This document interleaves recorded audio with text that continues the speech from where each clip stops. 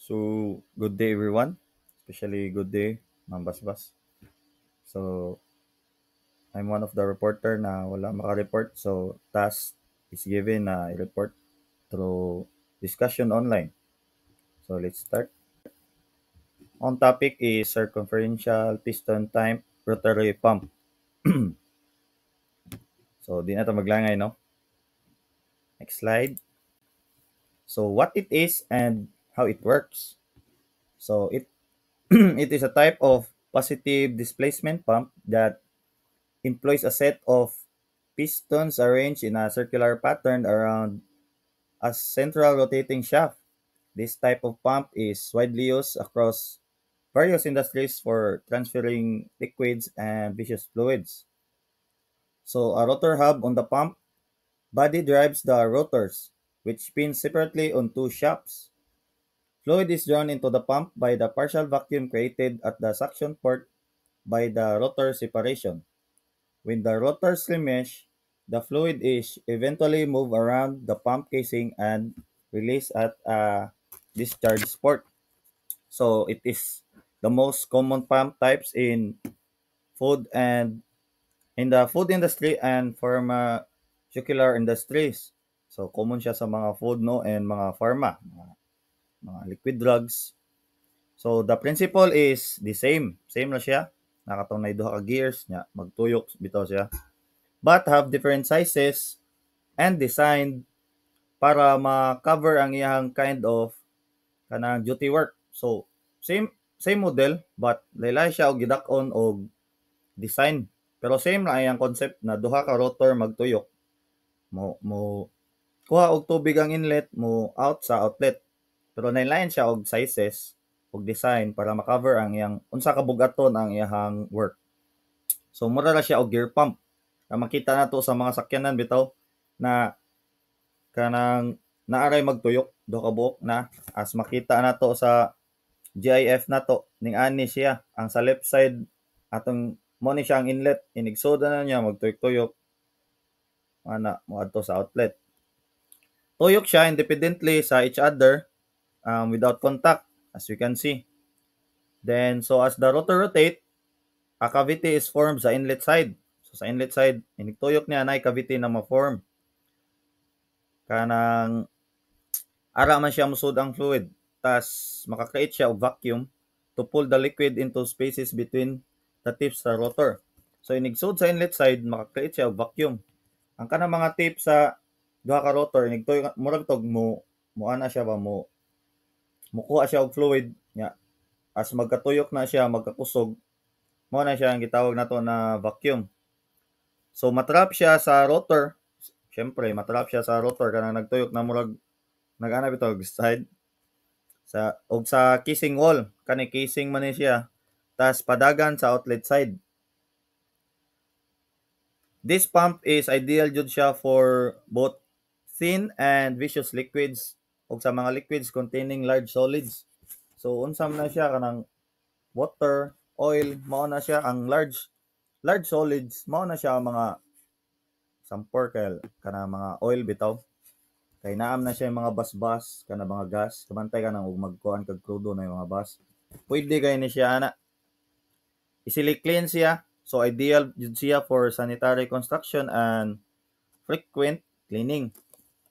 So ang kani siya na principle is naani siya ay tulo ka principle ang suction cycle, compression cycle o continuous flow. Ako nang na-explain ganina no ang overview nila. Sa suction cycle is mao to siya ang inig inigpasak, inigsod na as the rotor rotates, the pistons are moved outward by the eccentric camring.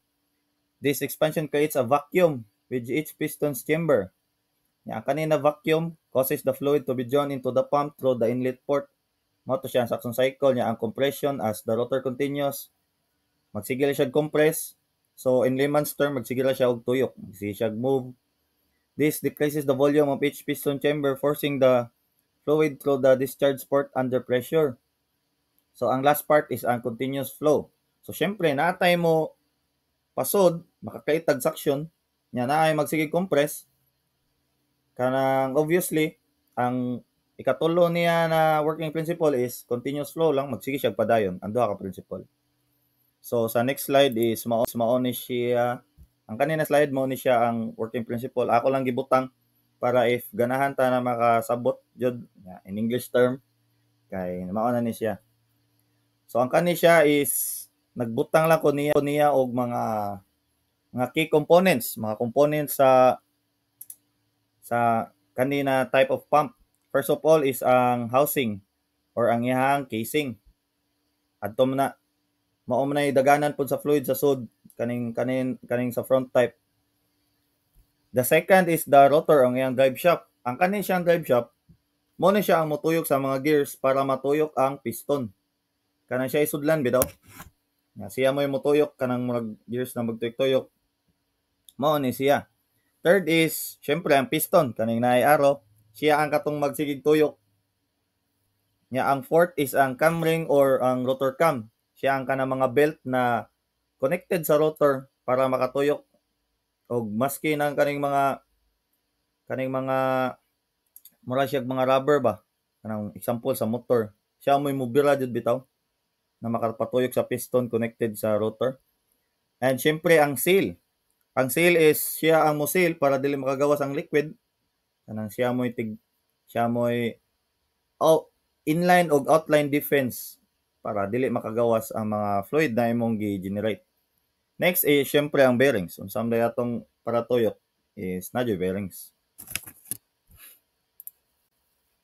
So ang mga uses ani niya sa industry is mao na to. First of all, chemical and pharmaceutical industries. Katong mga liquid drugs, mga tempra, mga nangana, kaya na niya. Kaya ni siya mga viscous ug solid na liquids. As I mentioned kanina, second is oil and gas. Third is water and wastewater treatment. So nakaya magaling niya ang mga bugat na liquid samot na ang water kana mga wastewater treatment. Next is food and beverage industry. Mao ni siya ang mga juice, pwede ni siya gamitan ang tumoy sa outlet, butangan lang siya nato og murag tip na murag hose na nay mo ana. Nya, mato, magsigil na siya og agas dito, depende sa gamitan. Sa food and beverage industry, dili lang guro taan ang mga super kalaut like yogurt, kaya kanang yogurt dili man na siya maggamit guro og pump. Murag naa na siya specific machine. Hydraulic systems og fuel transfer. Sa fuel transfer is pwede ni siya og large scale bitaw na transportation sa fuel. Pwede pod gyapon siya sa water like I mentioned kanina. If dinagko na jud kayo mga pila ka cubic naa na sila butanganan na naa ni siya para dili na magmano-mano og kaos, siya na lang ang agian. Ang advantage ani niya is first of all high efficiency. Kanang especially Jeric, high efficiency siya kay connected siya sa second part na kanang compact design. Compact siya ang design siya, so high ang efficiency. Dili kayo siya lisod bitaw na design sama sa uban na kanang mga pump like ning ana man jud basta og dili kay siya complex. So high ang efficiency kay dali nato ma-monitor nya, dali himon. Example kanang sa motor gud sa bike, if mag-isgot tag efficiency sa pag-adto og sa transportation, dali ka sa motor, dali po ka sa bike, pero ang yang principle is simple naman. So taas siya og efficiency, dali ra nimo matuyok, dali ra maayo. So taas siya og efficiency like akong gimin nga na ba. Durability, yes. Kay compact yung design, so durable. Durable man jud na. Ningato gyapon bike ug motor. Asa may mas madali maguba ang motor or bike? Magingana na comparison ba? Kay sa bike, mura pa siya ngani. Simple lang yung principle, so durable siya. Ligon, dagko. Nya maod pud siya like I mentioned kanina pinaka-common. Self-priming. So di na mag-need og mga manual intervention, dili na butang mga air, mga water siya, mag self-priming ra siya.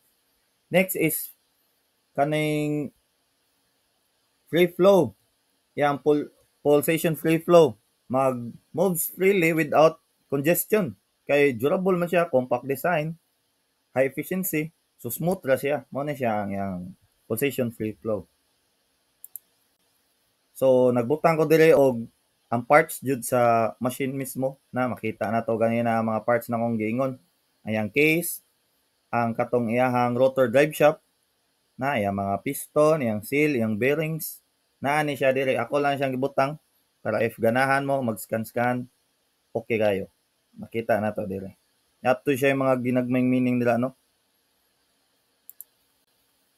And that would be all. Thank you. I am Mike H. Dipogoy from BCE 4B. Hope you like it, my presentation. Thank you, ma'am. Thank you, everyone.